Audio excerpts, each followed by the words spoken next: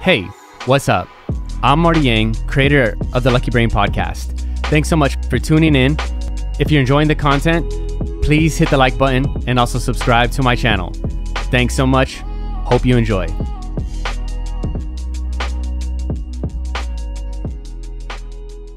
Evan, Cool. thank you so much for doing this, dude. I appreciate it. Hey man, thanks for having me. I was wondering when you were going to finally ask me to do it. Yeah. Oh, really? That's dope, dude. Awesome. I first got notice of you through Andrew Capichetti, mutual friend of ours. Yeah, Cat. Yeah. And so I was like, this guy's a cool dude. And I'm interested in people who are like going off the like typical path of like a 9 to 5 sort of career. And stand-up comedy is a crazy and seems like a very difficult thing to do. And so I wanted to ask you, like, what led to your interest in stand-up? Oh man. Well, I mean, it's got to go back to just being young and man, just loving movies, to be quite honest with you, and just loving entertainment, loving watching people just get a rise out of the audience. I was a big like professional wrestling fan growing Really?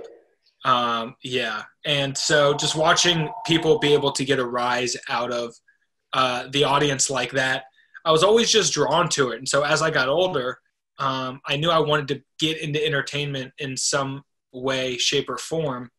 And I was on my high school's debate team That's for cool. about 3 or 4 years, and just really kind of, honed the, speaking in front of crowds, and Right. kind of lost that fear. And then funny enough, I was in my senior year of high school. We were on our way to a debate tournament, and I was in a pretty gnarly car accident, actually. That's And, right. and things kind of got, it was a pretty bad accident, had a pretty gnarly injury. Luckily I, nothing, it was basically I injured my hand. But kind of just, really woke me up a little bit. You know what I mean? Like Of instead of course. it having like a negative impact on me, and so I had this like, either get busy living or get busy dying kind of mentality.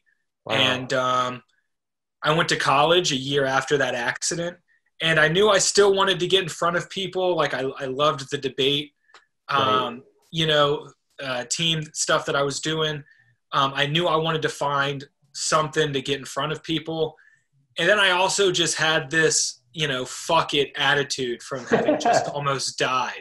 Yeah. And so I was a freshman in college, and man, I just did a little Googling, found out that, the local comedy open mic in Charleston, South Carolina, where I was going to college, was no joke a 1 minute walk from my dorm room. Wow. That's cool. And so I had my cousin's fake ID. And for 3 years, I pretended to be 21 until I was 21. And I went to all the bars, all the open mics. And, I wanted to do something after my accident. I had gotten to college. I had partied a lot in high school. So by the time I got to college, I was like, man, I don't really like, I already did so much of this and more in high school Right. that I was just like, you know what? Like, I'm going to try and make the most of this. And so that's what kind of led me to comedy. And That's amazing. I haven't, ever since I caught the bug about, even over 10 years ago, I haven't really stopped. Yeah, that's amazing, dude. I was watching one of your, I guess, like promotional videos about like when you're doing stand-up and is that the same accident that you were talking about? Yeah. And Yeah. So I actually just put up a video where I'm finally starting to kind of do a bit on that. I hadn't before. yeah, that's amazing, dude. So your interest was like you enjoyed comedy as a young person, and you enjoyed the way that the comics or like the comedians get a rise out of people, and that's very cool, man. I mean, I feel the same way. I've done some like I guess public speaking, you would call it. And dude, it is an amazing feeling to get up there in front of people and basically like share your art, whatever it is, comedy or speaking in general. So like, I definitely can understand a bit where you're coming from when it comes to like, just like doing well and like receiving like adulation from the crowd. It's a really great feeling. So like that's my feeling. What is your feeling when you do well at a show? Yeah, so it's interesting. I guess it just depends on the context. Like I met you in LA. I lived in LA for a year and a half. I actually just moved back south kind of before, the pandemic and everything. But it really just depends, on some nights, like you do well and all you really want to do is make people laugh and connect with people, right? Now more than ever, I want to be funny and I want people to laugh at my jokes, but I also I want to connect with people in a way that might just be a little bit different.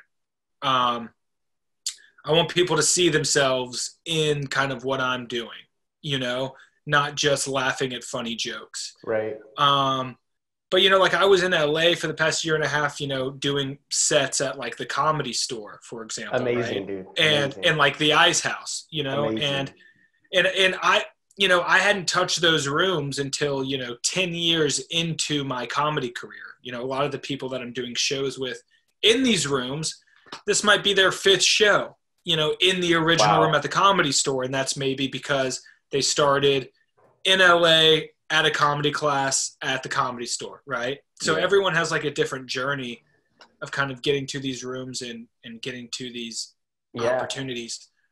But so to do well in a room like the Comedy Store, the original room of the Comedy Store, because when I was doing shows there, I was getting the responses that I had like dreamed about, right? Perform at the Comedy Store and just kind of, murder it.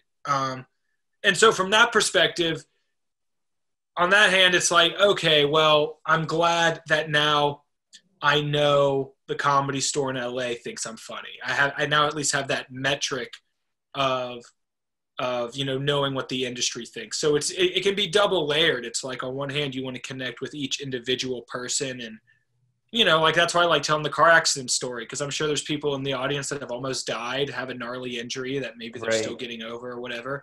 But then you do rooms like the Comedy Store where you're just like, man, I just want to know what LA thinks of my comedy. Yeah. And then once you're getting those laughs, you're like, all right, I can go home now and not really not really have that FOMO anymore. Right. Does this make sense that you were mentioning that, you want to connect with your audience and then at the same time, like you want to be funny? I feel like those two actually, combine. And I feel like that's what actually makes me laugh is when I'm seeing myself in the comedian. Like whenever I go watch a comedy show, whenever I'm relating to whatever they're talking about, makes me laugh the most. And so does that make sense to you? Yeah, well, for me, I just love when a comedian is 100% being themselves, and that's when I think we see ourselves in comedians the most, is not when we feel like we're being pandered to, but when a person is just being so honestly them. And that's kind of what you can connect to. And that's, to be honest with you, with what I've been working on over the past few years. I've spent a lot of time thinking, what does the audience want to see of me? If I was an audience member and I saw a guy that looked like me come up on stage, what would I want him to talk about? And I'm kind of throwing that out the window now and just being like, no, what do I want to talk about? Like, and what can I talk to them about, versus trying to pander. Yeah, absolutely. Makes sense. Who are some of your comics that you enjoy watching? Oh man. Right now I love like Mark Norman. I think he's great. I love Sam Morril, Taylor Tomlinson, Nate Bargatze, Dusty Slay. These are a lot of the guys that are kind of on that come up, right now. Sure. But on like a bigger level, I love Sebastian Maniscalco. I love going back and watching the old roasts, the old Comedy Central roasts with like Dean Martin and Don Rickles. That's amazing. George Carlin. I love comedians with something to say. You know what I mean? Absolutely. Like really something to say. I think, Michael Che, his stand-up special on Netflix was really great. So I got to People check that that kind out. of go out on that limb and take a risk, I appreciate that. Even if I disagree with what they're saying, and even if politically it rubs me the wrong way, Yeah. I love when comedians go there. That's an interesting art form, like comedy. So how do you like go about when you're trying to like craft a joke? Like it seems like there's a whole process into that. What is going through your mind, or like how do you begin a joke? Oh man, well typically it'll just start with something will happen or something will be said that will just um, make me laugh or just make me think of something else, and then I'll kind of just try and go down that rabbit hole with my friends or whoever I'm with, or even just myself, and kind of flesh that idea out in all directions, and just have it go off in many different webs, and just see which route is the most fun. Yeah, I like to tell stories. I'm a big storyteller. So what I like to do is just take each moment of a story that I'm telling and dissect it. I see. Do you write Take that down on, literally each moment and dissect it. Yeah. do you write it down on paper? Are you using computer to like keep track of things? Do you keep it all in your head? So I do a lot of keeping stuff in my head, but I do write a lot of stuff down with paper. I don't do a lot of stuff on the computer when it comes to my comedy. Most of what I do is written down on paper. You typically written like bullet points. So I'll have like Yeah, a joke, like car accident story, and then underneath car accident story, I'll have like 7 or 8 beats in the order that I know I need to hit them in. And hmm, then I'll just kind of play around in the story knowing that this is my order, these are the beats that I need to hit, and that yeah, let's say I'm telling a story and maybe I hit a lull period, at hmm, least I know where my next beat is, right. to where I can either get there a little bit quicker if I'm losing the audience, or if I know I have a bit more improv that I can do because Gotcha. we're vibing or whatever. Gotcha. When you say a beat, does that like it's like a basically like a thought, like a major A beat important would be point? like, yeah, a beat would be like, just that this is the moment where you drop a punchline. I see. So if you look at a story or a stand-up bit as kind of like peaks and valleys. Well, when you're up here, you're telling that joke, and then when you're down here is when you're doing kind of maybe more exposition. Uh, So that's fascinating. Yeah. like in that car accident bit, I know that it's really intense at times. And I know that like I could go into more detail on the accident itself, knowing that on the other side of that is punchline, punchline, punchline, punchline, Yeah. you know? Yeah. When you were first starting, Evan, what is the feeling like where you, I guess because you had the debate experience, you weren't as nervous getting in front of people, but I'm sure that you had bad sets where you're like nobody was laughing and it was All like the very time. Still challenging. do. Still do. Yeah, I mean, that's a common theme that I hear from like many top level comics. So, I mean, what is that feeling like? What's the like psychological thought process of trying to get over that and that challenge, that struggle, that adversity? Yeah. I mean, once you bomb doing comedy, nothing is as bad, So it's like I'm the kind of person that I like to hit like that threshold of how bad can things get. Let's go ahead and get there. Let's go ahead and hit those extremes so Yeah. that nothing is really a surprise. But for me, it's one of those things of just there's something great about that feeling of failure, because what makes you want to improve more Right. than feeling and knowing you kind of just failed. Right. So I don't know. There was a time where I would bomb a lot, and and sometimes I still do. I never really, I guess all comedians are able to compartmentalize a little bit, and they're like, oh well, I just bombed at comedy, but I'm still a person, and Yeah. there's some compartmentalizing that can take place there. But for me, every time I fail or I bomb, it's a learning experience. I learn. I try and examine what I did and what I could have done to get myself out of that situation, and then I try and apply that the next time that maybe I've dug myself into a hole. I mean, I remember one time I bombed so hard and then I got up on stage and I was like, if only I had acknowledged to the crowd that I knew I was bombing. If only I had just said, guys, this is going very poorly. And you know what? I'll take the heat for it this time. Yeah. We're going to restart. And if it goes like this again, it's going to be on y'all this time. That's beautiful. And so I didn't do that. But then, the next time I found myself like not doing maybe as well, I did that and it actually really worked. And so, anytime I fail or bomb, I try and walk away with a new tool. Yeah. So like, what do you think it is about, I mean, like you just kind of touched on this point, but what do you think it is about, like, I mean, I guess just comedians in general, like when they're bombing, what is that? Like, you know what I'm saying? Like, is the joke not like crafted well enough? Is the audience not, is the audience not feeling that subject? I mean, I always say that it's never the audience's fault, right? Like there are nights where it is the audience's fault. There are some nights where the audience that makes sense to me. But where there are some nights where like an audience just doesn't want it to hear it, and especially in 2020, where people have a certain threshold of how much they're willing to joke and joke about. But when a comedian is really bombing,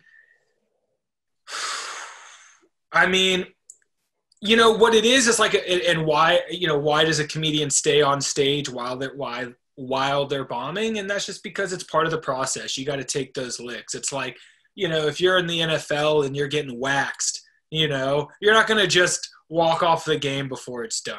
You know what I mean? You got to play until there is 0 time left on that clock. And you've got to suffer that embarrassment for the fourth quarter. You know what I mean? So, absolutely. But bombing is crazy, man. But it is weird. I think about it all the time. Like, why do comedians subject themselves to this type of thing? And it's I don't know, but we're addicted to it. I feel like there's a learning point. I was at the Comedy Store and I was watching Chris D'Elia, and I guess he was working out some material or whatever. But he was on stage just a little bit too long, and he was just up there like, trying to play and see what like work it out.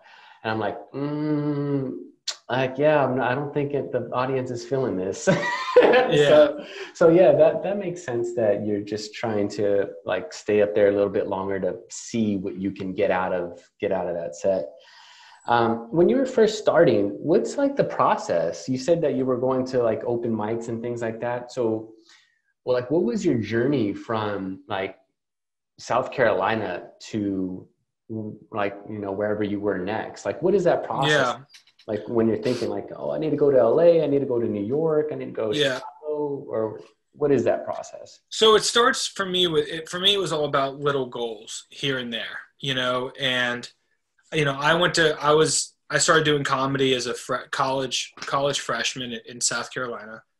And I knew it was very clear what the top of the mountain looked like for the scene that I was a part of in college. It's a small, liberal southern town, kind of like Austin, Texas, really supportive music and art scene, some cool venues. And so you knew what the hierarchy was, and you kind of knew what it would mean to kind of get there. And so when I first started doing comedy and I saw kind of what the scene was, I just saw that like the comedy scene only really performed for itself. And no one was really coming to the shows. And I was like, what's going on here? Like, we need to get real audience members in here. We need to just legitimize what it is that we're doing here, And so for me, it started with, okay, so what kind of shows can I put on that help legitimize the scene? Because the shows that we're currently doing aren't terribly legitimate. So I want to just take on all the producing responsibility, make sure there's good comedians, a good venue, a good vibe, and I want to do that. And then after that, what organizations in town can I partner with, either theaters or sponsors, to then, again, continue to legitimize what it is that we're doing here. And then, and then that kind of turned into, well, now the local music and arts festival wants a comedy stage and they want me as the host and producer. Nice. Okay, well, now we went from open mics that no one cared about to, okay, well, now we have a tiny room at this music and arts festival, but we're at the music and arts festival, right? Which is a huge deal because now the best bands and artists in town are showcasing at this thing and we have a room.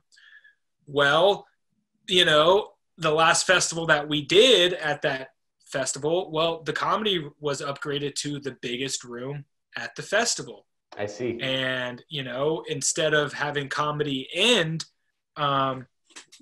when the music headliner went on, we had a comedy headliner and people could choose to either see the music headliner, or the comedy headliner. So for me, it was all about just like what, these like knowing what the top of the mountain is and then just working to slowly but surely having these little goals to get there. And then after I left Charleston where I started doing comedy, man, I went to New York and I started at the bottom. Again, I climbed my way up in Charleston, South Carolina. I left Charleston with my face on the cover of the Charleston City paper. Wow. Like, cool. What do local comics do when they leave for the big city kind of thing? And wow, and literally I'm driving out of Charleston, South Carolina. My face is on the cover of the Charleston City paper. And, then I just went to New York to be insignificant at the bottom. I'll kind of just work my way up, and then I kind of did it again in New York. I said, what's the top of the ladder look like? What do we do? How do we get there? And then that led me to TMZ and getting some TV time and getting moved out to LA and doing comedy at the Comedy Store. And okay, well, now I'm in LA. So what does success, I started at the bottom in LA again. I literally did comedy in Cappuccetti's living room for you guys. Yeah. To trying to get y'all, you know what I mean? Like, yeah. So it's like, my whole thing is I've just kept starting at the bottom. I've at this point I've done the Southern comedy, town type of thing. I went to New York and I went to LA. And now I'm about to, what did I prefer the best? Yeah, like what is the scene that you enjoy most or you vibe with? Of all the scenes I've done so far, I liked the LA scene better than the New York scene, but I loved like that whole just starting out, just everyone's kind of, everyone sucks and everyone's just trying to get good. But now I'm thinking about, my plan now is to move to Nashville, Tennessee and kind of take everything I've done in all the different cities and just kind of post up in Nashville. It's really centrally located. And just, at this point, I don't think you need to live in a certain city to really make it in comedy. I think, you just got to define what success looks like, for you and pursue that. And success for me at this point means not sacrificing everything just to do comedy or just to keep, you know what I mean? Yeah. Yeah. When you were in New York, New York's a hustle and bustle type city. Man, like how long were you in New York for? I was in New York for 5 years. 5 years? Damn, that's 5 winters in New York, man. That's crazy. Dude, it was wild, man. I liked New York. But it was very challenging. It was very exhausting. New York is very tiring. It'll test you. Yeah. And for me, that's what I'm all about, that threshold, that extreme. Like how hard can I make life for myself? And now it can never be that hard because New York City is, kind of as hard as it gets in a lot of ways. Yeah. So we're like, where does the comedy go down in New York City? Is it all in Manhattan? No. So there's a bunch of comedy clubs in Manhattan, some really good comedy clubs like The Stand, Gotham, obviously the Comedy Cellar. But then there's, a lot of alt shows or alternative shows, that happened in Brooklyn at the dive bars, happened in Astoria, Queens, happened in, a lot of stuff goes down in Bushwick, a lot of stuff in Williamsburg. I mean, there's a lot of great underground comedy. I mean, you could just be at some random pizza joint and Tiffany Haddish could walk in and just do comedy. I mean, really the New York comedy scene, you know, is amazing because you do never know who's just going to drop in. Yeah. You know, you never know who needs to work on something. So Yeah, I was in New York, and I was visiting. I was with my friend, and we were in college, and we were going to visit Columbia Law School because he's trying to get into law, or he was getting into law. And the professor that we went to sit in on the class was Talib Kweli's brother. Okay. yeah. Talib Kweli's brother Talib Kweli has a brother that is a professor at Columbia. Okay. And so later that night, me and my friend, we go out to a bar, we have some dinner, and we go get some drinks, and then performing just randomly Talib Kweli. And so that's a beautiful thing about New York. I mean, there's always so much happening. I can't stay there for very long. I've only like went on vacation for like, you know, a week or two because coming from Los Angeles, I mean, the vibe is just totally different. I love LA. I love the beaches. Like if I want to go to the beach, I can go to the beach. If I want to go in the city, I go in the city. If I want to go to the mountains, I go to the mountains. And so that's a cool experience that you had, man, when, you know, talking about your journey from South Carolina to New York to Los Angeles. Now you're back in Atlanta. That's an amazing thing. Yeah. I mean, I've really just wanted to experience it all. You know, I like to once I get this idea, ooh, what would it be like to live in LA? Let me go. What would it be like to live in New York? Let me go. What would it be like to live in Nashville? You know what? Let me go. You know, so I'm very fortunate in that sense. And, you know, I've my comedy journey at this point has led me to this idea that I don't need to be in New York or LA. You know, I'm glad that I was there. I'm glad that I got to hear LA laugh at my jokes and I got to do the original room at the Comedy Store. You know, I'm really glad that even just for my own, I can tell my grandkids. Yeah. And that's what it's all about, really. I mean, so much of, you know, comedy can be seeking validation from other people or, you know, what other people deem success. But you really just got to define what success means to you. And for me, success in comedy just means, did the Comedy Store in LA like my comedy? Yes. Success. You know what I mean? It's like, and let's just, you know, there's no but. Yeah, but I didn't get paid as much as, you know, yeah, but I'm not yeah. No.